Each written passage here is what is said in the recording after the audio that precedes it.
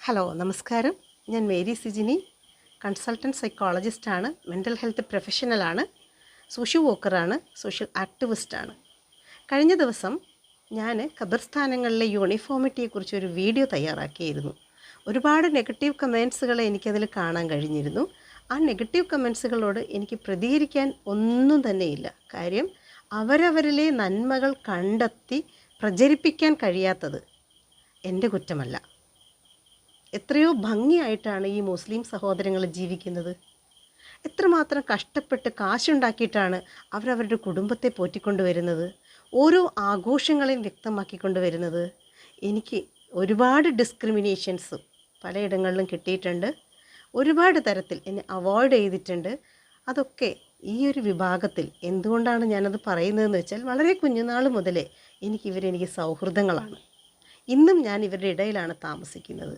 ഏറ്റവും കൂടുതൽ protection, care, affection ഒക്കെ, നല്ല വസ്ത്രം, നല്ല ഭക്ഷണം, ഏതൊരു പരിപാടിയിലും എവിടെ യാത്ര ചെയ്യുന്നോ അവിടെയൊക്കെയും വളരെയധികം സന്തോഷത്തോടും താല്പര്യത്തോടും ആത്മാർത്ഥതയും കൂടിയാണ് നമ്മളെ ഇവർ സംരക്ഷിക്കുന്നത്.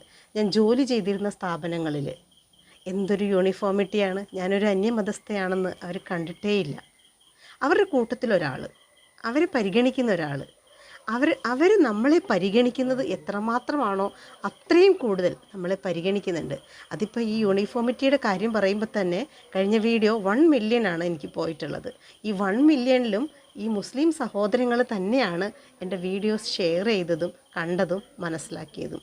ഇവിടെ എന്ത് വർഗീയതയാണ് നമ്മളവിടെ കാണുന്നത്? ഏത് തരത്തിലുള്ള പ്രശ്നങ്ങളെയാണ് നമ്മളവിടെ കാണുന്നത്?